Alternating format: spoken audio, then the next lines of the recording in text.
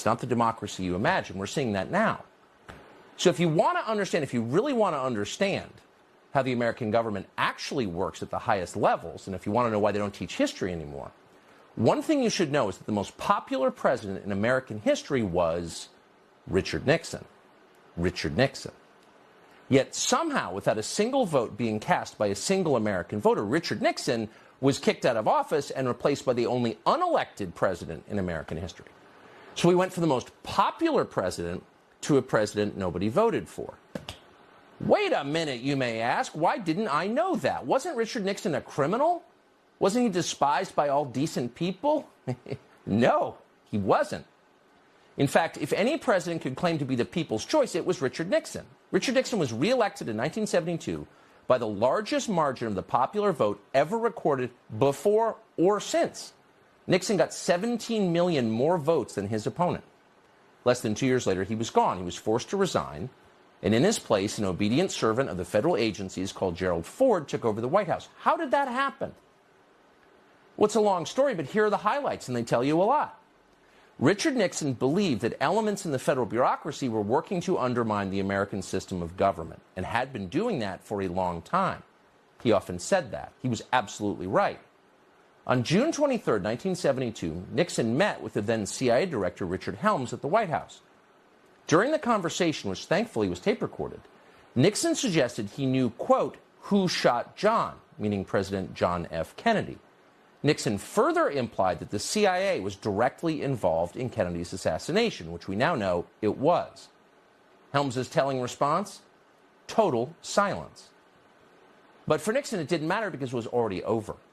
4 days before, on June 19th, the Washington Post had published the first of many stories about a break-in at the Watergate office building.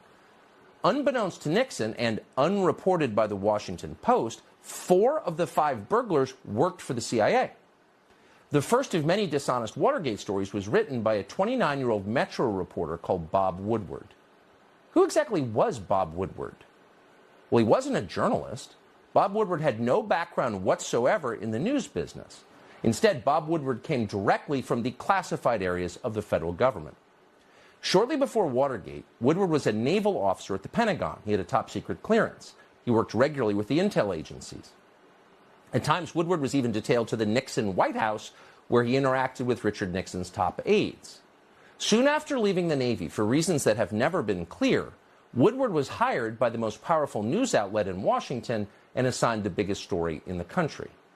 And just to make it crystal clear what was actually happening, Woodward's main source for his Watergate series was the deputy director of the FBI, Mark Felt. And Mark Felt ran, and we're not making this up, the FBI's COINTELPRO program, which was designed to secretly discredit political actors the federal agencies wanted to destroy, people like Richard Nixon. And at the same time, those same agencies were also working to take down Nixon's elected vice president, Spiro Agnew. In the fall of 1973, Agnew was indicted for tax evasion and forced to resign. His replacement was a colorless congressman from Grand Rapids called Gerald Ford. What was Ford's qualification for the job? Well, he had served on the Warren Commission, which absolved the CIA of responsibility for President Kennedy's murder. Nixon was strong-armed into accepting Gerald Ford by Democrats in Congress. Quote, "We gave Nixon no choice but Ford," Speaker of the House Carl Albert later boasted. 8 months later, Gerald Ford of the Warren Commission was the President of the United States. See how that works?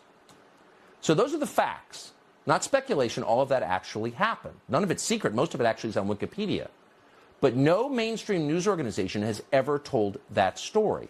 It's so obvious, yet it's intentionally ignored. And as a result, permanent Washington remains in charge.